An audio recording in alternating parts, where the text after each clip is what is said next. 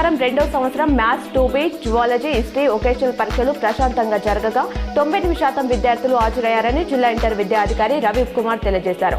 మొత్తం 289 విద్యార్థులు పరీక్షలకు గైర్హాజరయ్యారన్నారు. సుప్రీంకోర్టు ఆదేశాల తర్వాత ఎస్సీ వర్గీకరణపై ప్రకటన చేసిన తొలి రాష్ట్రం తెలంగాణ అని సీఎం రేవంత్ చెప్పారు. హైదరాబాద్ లో మాదిక ఉద్యోగుల ఫెడరేషన్ కార్యక్రమంలో ఆయన మాట్లాడారు. ప్రజా ఆశీర్వాదం పొంది గెలుపొందిన నూతన కౌన్సిలర్లు కార్పొరేటర్లు బాధ్యతగా పనిచేయాలని మాజీ మంత్రి మల్కాజ్గిరి ఎంపీ ఈటెల రాజేందర్ సూచించారు. శుక్రవారం నిర్వహించిన సమావేశంలో మాట్లాడారు. ప్రజలు చూపిన విశ్వాసం నమ్మకాన్ని నిలబెట్టుకునేలా పనిచేయాలన్నారు.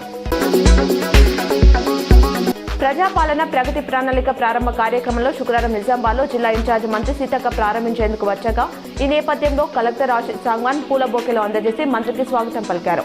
ఈ కార్యక్రమంలో నిజామాబాద్ రూరల్ ఎమ్మెల్యే భూపత్ రెడ్డి అధికారులు పాల్గొన్నారు. ప్రజాపాలన ప్రగతి ప్రణాళికను 99 రోజుల పాటు పకడ్బందీగా నిర్వహించాలని జిల్లా ఇన్ఛార్జ్ మంత్రి సీతక్క అధికారులకు సూచించారు. శుక్రవారం ఉమ్మడి నిజామాబాద్ జిల్లాల అధికారులతో సమావేశం నిర్వహించారు. 99 రోజుల కార్యాచరణను శాఖల వారీగా తయారు చేసి నిర్వహించాలన్నారు.